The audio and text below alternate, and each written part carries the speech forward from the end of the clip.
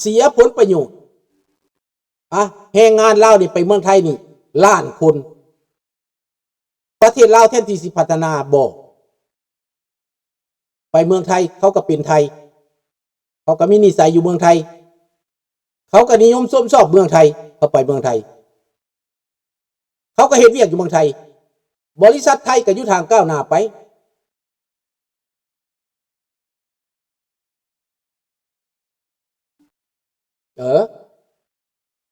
เขาตั้งปล่อยให้มันเป็นบ่แม่นแต่ว่า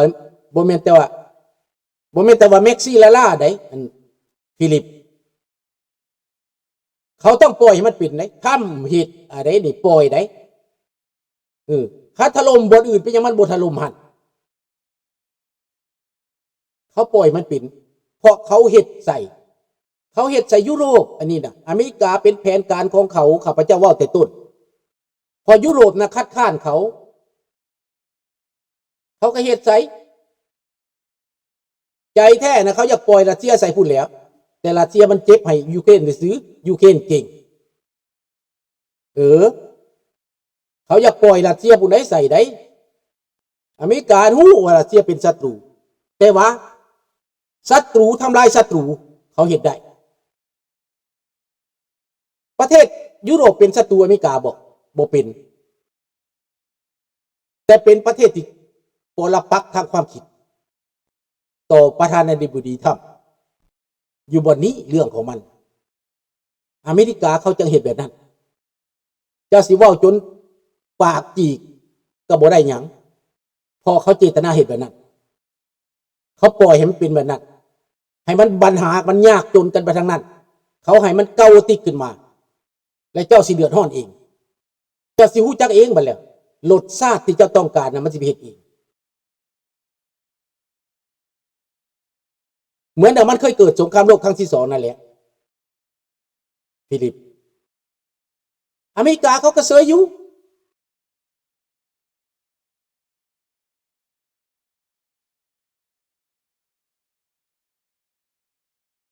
เขาเสยอยู่อเมริกาเขาเสยอยู่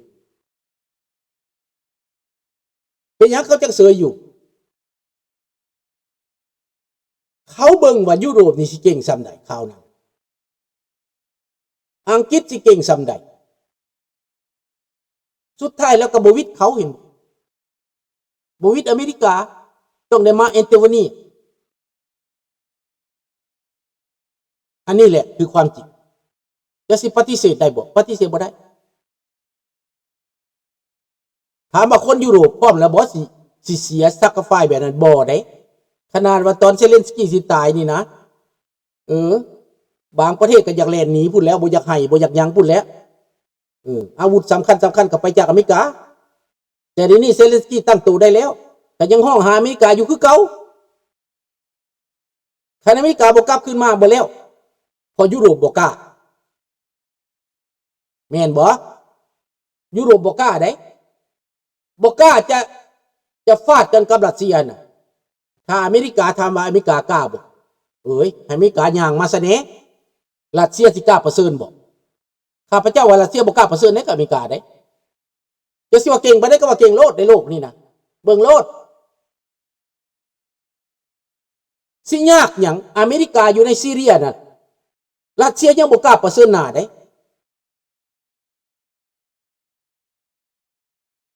ในที่สุดอเมริกาเปิดประตูให้หมอที่ได้เป็นประธานาธิบดีให้นะหยุดอเมริกาเอาอาวุธให้ได้เอาเงินให้ได้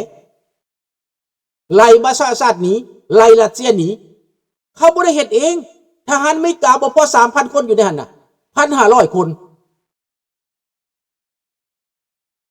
เห็นบ่ทหารอเมริกา 1,500 คนอยู่ในซีเรียบ่เฮ็ดหยังมีแต่เฝ้าพวกเคิร์ดอยู่หั่นแหละปกป้องพวกเคิร์ดอยู่หั่นแต่ว่าสามารถล้มรัฐบาลที่มีทหาร5 ล้านคนนั่นน่ะรัฐบาลที่เคยเข้มแข็งนะมีทั้งอิหร่านมีทั้งโซเวียตมีทั้งรัสเซียมีทั้งอิรักมีทั้งทหารทุกชนิดอยู่ในซีเรียนะแต่ล่มสลายลงไปเขาใช้เวลาจักปี3 ปีอิหร่านเด้ เขาสิใช้เวลานานปานใดข้าพเจ้าก็บ่เกิน2 ปี3 ปีนั่นแหละล่มแน่นอนล่มแน่นอนรัฐบาลอิหร่านเขาจะเฮ็ดแบบเดียวกันกับเฮ็ดเทคนิคเฮ็ดให้เขาเอากันเองเทคนิคอเมริกานี่ก็ป้อนให้พวกที่บ่พอใจกับรัฐบาลนี่แหละรัฐบาลซ่อนไว้เห็นบ่ท่านปาลวีเตรียมการเป็นหยังจะเงียบไปท่านปาลวีถามว่าท่านปาลวีมีคนหลายปานใดบ่แม่นตั้งแต่เรื่องทหารในปาลวีได้เห็นบ่บ่แม่นแต่เรื่องทหารเด้เขาห้องไว้เรื่องความชอบธรรมเรื่องความต้องการเรื่องสันติภาพเรื่องความยุติธรรมจะกลับคืนมาแก้ไขปัญหาเขาเตรียมมาอยู่ดังนั้นพวกคนลาวเฮานี่เด้คนลาวเฮาก็เตรียมคือกันเด้อ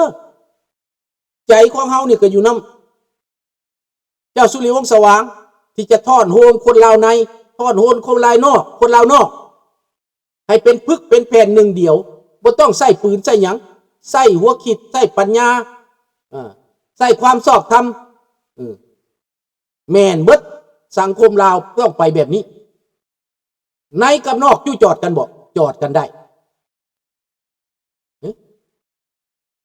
ถามว่าเจ้าสุริวงศ์ไปหลักอย่างมา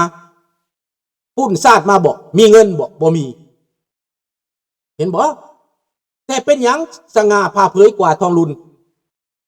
เอาโลดพี่น้องเอามาย่างเคียงกันโลดว่าทองลุนกับเจ้าสุริวงศ์หั่นนะไผสิมีราศีกว่ากัน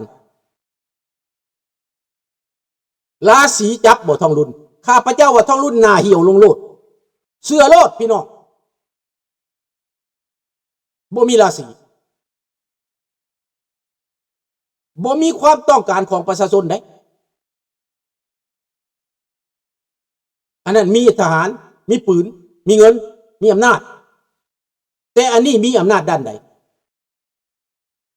มีอำนาจด้านใดทางด้านความชอบธรรมพี่น้องอำนาจของเสด็จเจ้าสุริวงศ์สว่างมีอำนาจทางความชอบธรรมโลกเห็นคนทั้งโลกเห็นประชาชนเห็นตอนนี้นะ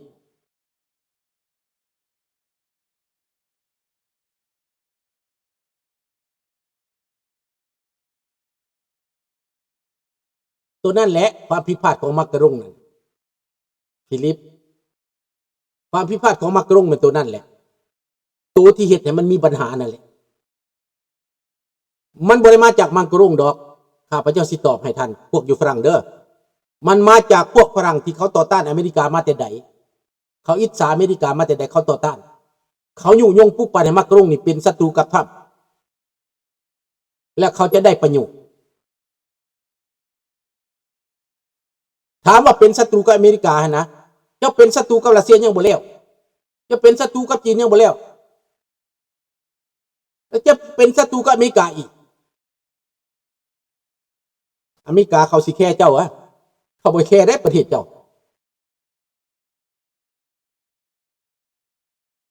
เห็นว่าเขาว่าข่อยมักกรุงข่อยมักกรุงน่ะอเมริกาเขาบ่แค่ดอกเสื้อนี่เจ้าสิคัดแต่เขาเจ้าสิแต่เขาบ่แค่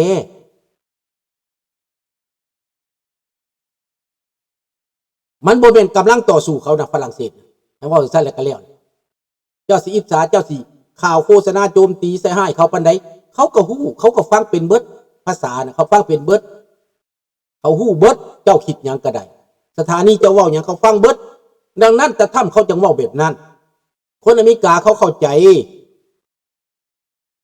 เจ้าไปส่งเสริมฝ่ายที่ว่าฝ่ายเจ้านะฝ่ายเดโมแครตนะ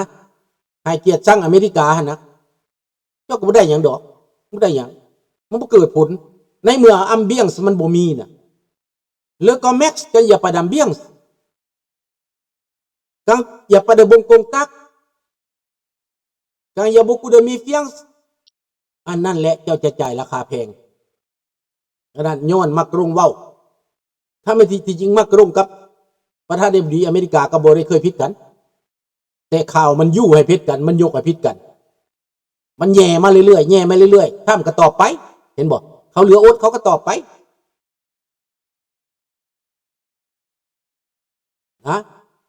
เพราะข่าวเจ้าเป็นปรปักษ์ต่อเขาบ่มีโพสิทีฟจากมือคันว่านักข่าวก็ไปเสิร์ชเอาแต่ผู้ที่ว่าบ่มักทำหั่นน่ะมาโจมตีแต่ทำเขาก็เบิ่งข่าวเจ้า CNN บ่เขาเบิ่งข่าวเจ้าทุกมือช่อง15บ่ช่อง14บ่เขาเบิ่งเจ้าทุกมือคือข่อยเบิ่งเจ้านี่แหละช่องฝรั่งก็ได้จะเว้าหยังก็ได้เจ้าได้แต่เว้าเจ้าบ่ได้เฮ็ดอิหร่านตายไป 40,000 คนน่ะนะถูกรัฐบาลฆ่าฝรั่งกงดำนี่บ่ฝรั่งได้เฮ็ดหยังบ่เอาท่าทีหยังบ่ร่วมมือกันบ่เอากันบ่ได้เอาท่าทีใดเขาฮู้เป็นหยังจังบ่ได้เอาท่าทีเพราะญาติพวกอิสลามในฝรั่งเศสมันมีมอสเกย์อยู่หั่นมอสเกย์ใหญ่ของมันอยู่หั่นญาติพอบักอายะตอลาห์คอเมนีมันก็เกิดจากฝรั่งนั่นแหละมันไปจากฝรั่งบักนี่ก็ได้ดังนั้นฝรั่งจะเครียดแค้นเรื่องนี้ว่าไปแตะผลประโยชน์แบบเดียวคือกับฝรั่งไปปราบซาดัมฮุเซนนั่นอันอเมริกาปราบซาดัมฮุเซนนั่นนะอเมริกาไปจัดการซาดัมฮุเซนพิษใจฝรั่งเศสพิษใจชักชะรักพิษใจอันนั้นมาหัวข่าวไหนเป็นนั่นไหนมันพิษใจไหนมันบ่ได้ถือกันไหนแต่ในที่สุดฝรั่งก็ขวางไว้บ่ได้เหตุผลของเขาอันนี้มันเป็นเรื่องยุทธศาสตร์ด้าน geopolitics ถ้าเผด็จการยังอยู่เผด็จการลิเบียยังอยู่เห็นบ่ประธานาธิบดีของฝรั่งเศสร่วมมือกับอเมริกาจัดการลิเบียจัดการเรียบร้อยเขาก็หาเรื่องใส่เอาเข้าคุกกันนี่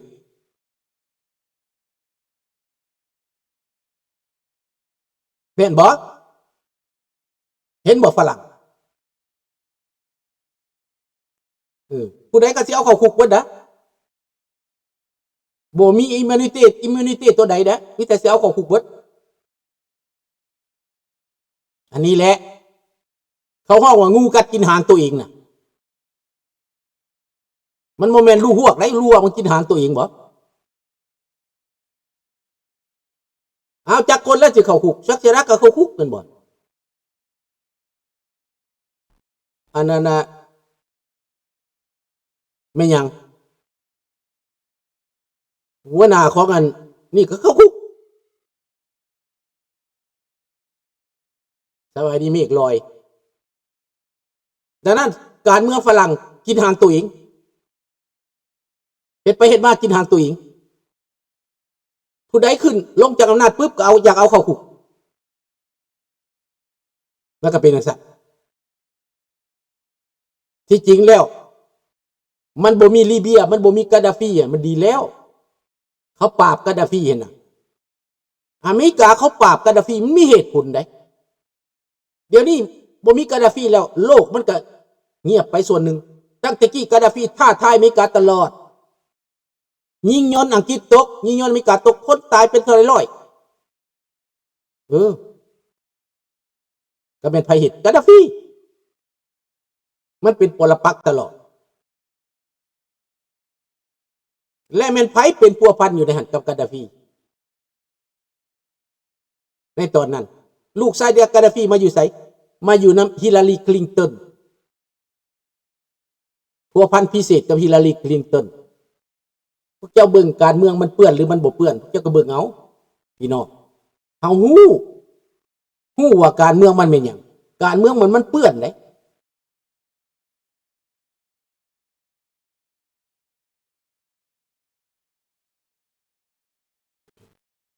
กายนี่บ่เขาก็ว่าแบบนั้นแหละเพราะว่าเป็นหยังเขาจะว่าแบบนั้นจะไปเบิ่งแม่ข่าวสารคู่มืออยู่ในประเทศไทยนั่นส่วนหลายมีแต่พวกอิสลามกับพวกจิกที่ต่อต้านอเมริกาข่าวมันจะออกมาแบบนั้นบ้าคนอิสลามคุมมัดอยู่แน่น่ะเขาเข้ามาในเมืองเขามาจากภาคใต้มาอยู่ในเมืองจะเบิ่งแม่มีแต่คนภาคใต้มาข่าวน่ะต่อต้านอเมริกาเขาเกลียดชังอเมริกาบ่เฮ็ดหยังก็อยากเขาเกลียดชังอเมริกาอันนี้เป็นเรื่องธรรมชาติของเขา